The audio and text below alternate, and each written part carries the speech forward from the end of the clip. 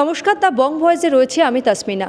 ভারতে থেকে এই প্রথম ভার্চুয়ালি সাংবাদিক বৈঠক করলেন বাংলাদেশের প্রাক্তন প্রধানমন্ত্রী শেখ হাসিনা। আপনারা জানেন যে ছাত্র এবং জনতার আন্দোলনের জেরে 2024 সালের 5ই অগাস্ট শেখ হাসিনা তিনি বাংলাদেশ ছেড়ে ভারতে এসে আশ্রয় নিয়েছিলেন এবং তার 2 বছরই কিন্তু পূর্ণ হলো এই 5ই আগস্ট। আর এবার সেই সাংবাদিক বৈঠক থেকে শেখ হাসিনা তার নিজের দেশ বাংলাদেশে ফিরে যেতে চার ইচ্ছা প্রকাশ করেছেন এবং ডিসেম্বরেই তিনি বাংলাদেশে ফিরে যাবেন এমনটাই তিনি জানিয়েছেন।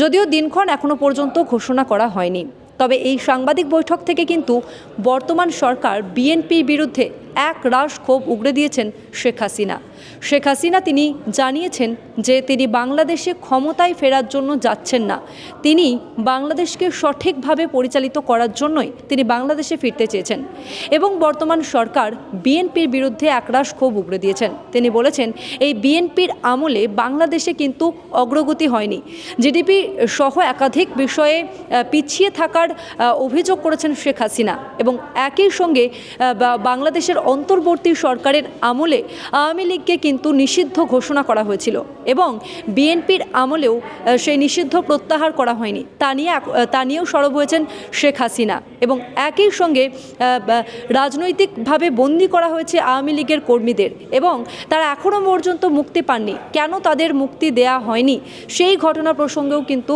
সরব হয়েছেন হাসিনা।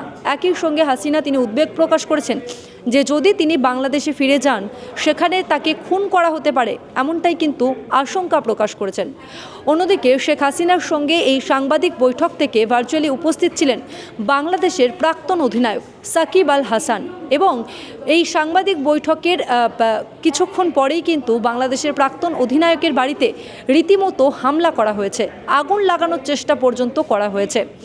আপনারা জানেন যে আওয়ামী লীগের সংসদ সদস্য নির্বাচিত হয়েছিলেন সাকিব আল হাসান এবং তার 8 মাস পরেই কিন্তু এই আওয়ামী লীগের একেবারে পতন ঘটে এবং তারপরই আমরা দেখি যে প্রাক্তন অধিনায়কের বিরুদ্ধে খুনের মামলা দায়ের হয় এবং তারপর থেকেই নিজের দেশের বাইরে ছিলেন সাকিব আল হাসান। এখনও পর্যন্ত তিনিও কিন্তু শেখ হাসিনার মতো তার দেশে ফিরতে পারেননি।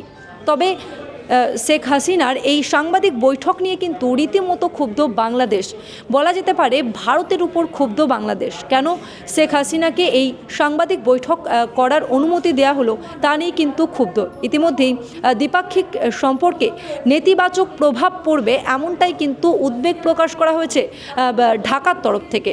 তবে হাসিনা তিনি বাংলাদেশে ফিরে গেলে কি ঘটে সেদিকেই কিন্তু আমাদের নজর থাকবে। এই সংক্রান্ত আরও খবরের জন্য নজর রাখুন দ্য বং ভয়েসে।